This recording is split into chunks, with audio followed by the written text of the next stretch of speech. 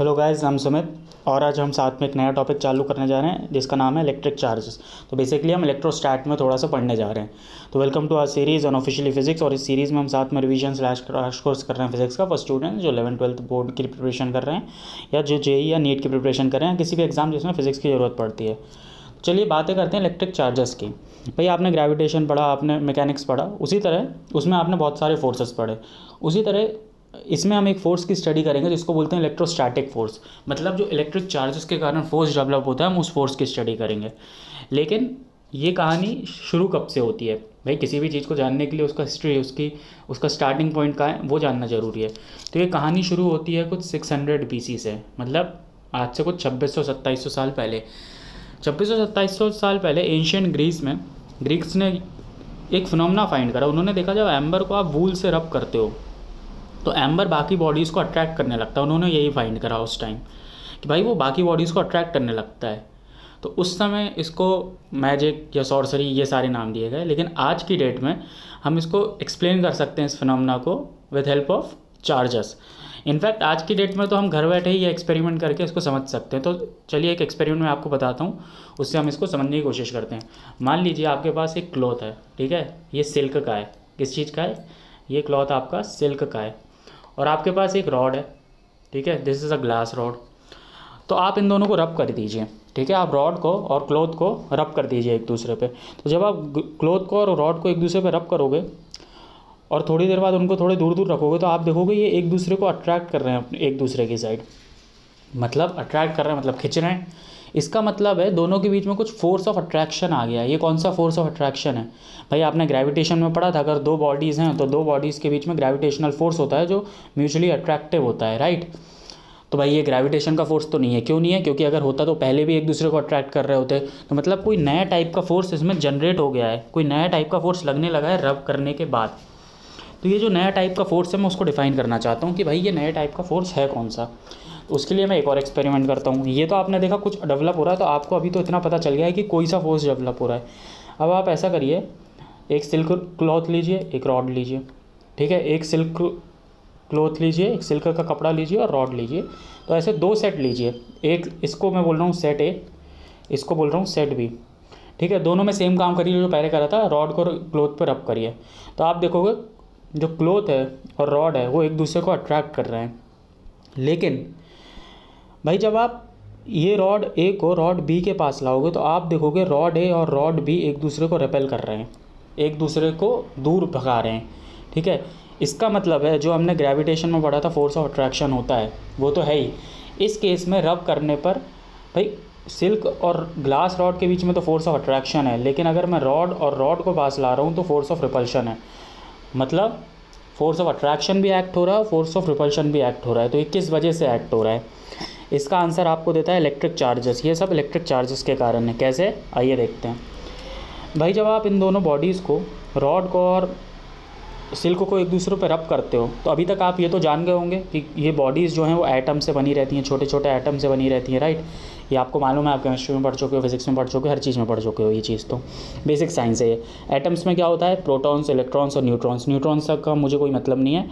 Neutrons और protons से मैं भी डील ही नहीं करना चाहता हूँ, क्योंकि न्यूट्रॉन्स और प्रोटॉन्स तो न्यूक्लियस के अंदर होते हैं, ठीक है। बात करते हैं इलेक्ट्रॉन्स की। इलेक्ट्रॉन्स न्यूक्लियस के बाहर होते हैं। ये केमिस्ट्री में आप पढ़ चुके हो, नहीं पढ़ चुके तो मैं फिर भी काफ़ी अच्छे से समझा रहा हूँ। इलेक्ट्रॉन्स न्यूक्लियस के बाहर होते हैं, राइट। और इलेक्ट्रॉन्स फ्रीली मूव कर सकते हैं एक पॉइंट से दूसरे पॉइंट तक। भाई केमिकल रिएक्शंस में भी आपने देखा इलेक्ट्रॉन्स ही मूव करते हैं। आपने ऑर्गेनिक एंड इनऑर्गेनिक केमिस्ट्री में जो रिएक्शंस पढ़ी होंगी, ठीक है। तो इलेक्ट्रॉन्स मूव करते हैं। इलेक्ट्रॉन्स पे होता है नेगेटिव चार्ज, प्रोटॉन्स पे होता है पॉजिटिव चार्ज। तो मैं इस नेगेटिव चार्ज की भी बात करना चाहता हूँ, राइट। भाई आप देखिए, जब आपने सिल्क को और रॉड को एक दूसरे पर रब करा तो हुआ ये कि जो रॉड में इलेक्ट्रॉन्स थे वो सिल्क में ट्रैवल कर गए, ठीक है। रॉड में जो इलेक्ट्रॉन्स थे वो सिल्क में ट्रैवल कर गए। अब होता क्या है, कोई भी बॉडी होती है, जब इनिशियली ये कपड़ा था तो इसमें जो नंबर ऑफ़ इलेक्ट्रॉन्स थे that were equal to number of protons. Electrons were equal to protons. तो ये इलेक्ट्रिकली न्यूट्रल था। इलेक्ट्रिकली न्यूट्रल का मतलब है कि ना इस पर इलेक्ट्रॉन्स ज़्यादा थे ना इसमें प्रोटॉन्स ज़्यादा थे, दोनों बराबर थे। अब इलेक्ट्रॉन्स नेगेटिव चार्ज कैरी करता है, प्रोटॉन्स पॉजिटिव चार्ज कैरी करता है, ये हमको मालूम है। अगर नंबर ऑफ और दोनों का चार्ज बराबर होता है, मतलब अलग इलेक्ट्रॉन पे जो चार्ज है वही प्रोटॉन पे भी चार्ज होता है। तो अगर नंबर ऑफ इलेक्ट्रॉन्स और नंबर ऑफ प्रोटॉन्स बराबर हैं तो नेगेटिव और पॉजिटिव ऐड होकर 0 हो जाता है, ठीक है। मान लो 10 इलेक्ट्रॉन है और 10 प्रोटॉन है, तो इलेक्ट्रॉन -10 हो गया और प्रोटॉन +10 चार्ज हो गया। मान लीजिए एक एक चार्ज है उस पर, ठीक है, तो नेट चार्ज 0 हो गया। तो कोई भी बॉडी इलेक्ट्रिकली न्यूट्रल होती है, मतलब नेट चार्ज 0 होता है। लेकिन जब आपने रब करा तो ये जो ग्लास से इलेक्ट्रॉन्स थे रॉड से, वो प्रोटॉन ये सिल्क में चले गए, ठीक है। तो क्या हुआ, ग्लास पॉजिटिवली चार्ज हो गया और सिल्क नेगेटिवली चार्ज हो गया। कैसे हो गया, मान लीजिए इनिशियली दोनों के पास 10-10 इलेक्ट्रॉन्स और 10-10 प्रोटॉन्स थे, ठीक है। इस पे 10 इलेक्ट्रॉन्स थे और इस पे भी 10 इलेक्ट्रॉन्स और 10 प्रोटॉन्स थे, ठीक है। न्यूट्रल है तो जितने इलेक्ट्रॉन्स उतने प्रोटॉन्स, ठीक है। 10 और 10, ये जो मैंने गोल करा है वो प्रोटॉन्स हैं, ठीक है। अब इसमें से कुछ इलेक्ट्रॉन्स उड़ के यहाँ पर चले गए। कितने इलेक्ट्रॉन्स गए, मान लीजिए 5 गए। तो यहाँ पर कितने बचे, यहाँ पर 5 बचे और यहाँ पर +5 होके कितना हो गया, +5 होके यहाँ पर हो गया 15, ठीक है। अब आप देखिए सिल्क क्लॉथ पे क्या है, सिल्क क्लॉथ पे 10 प्रोटॉन है और 15 इलेक्ट्रॉन्स हैं, ठीक है। सिल्क तो इस पर कितने इलेक्ट्रॉन्स ज़्यादा हैं, इस पर 5 इलेक्ट्रॉन्स ज़्यादा है, तो इस पर चार्ज कितना हो गया, -5।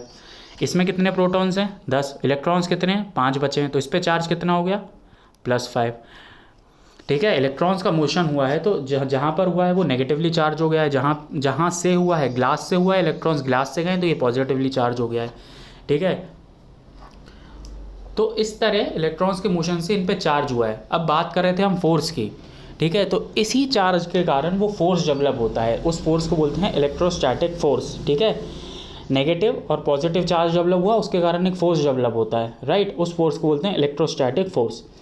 अब देखो क्या हुआ, सिल्क ये दोनों एक दूसरे को अट्रैक्ट कर रहे हैं, ठीक है। ये दोनों एक दूसरे को अट्रैक्ट कर रहे हैं, क्यों, दोनों ऑपोजिट चार्जेस हैं।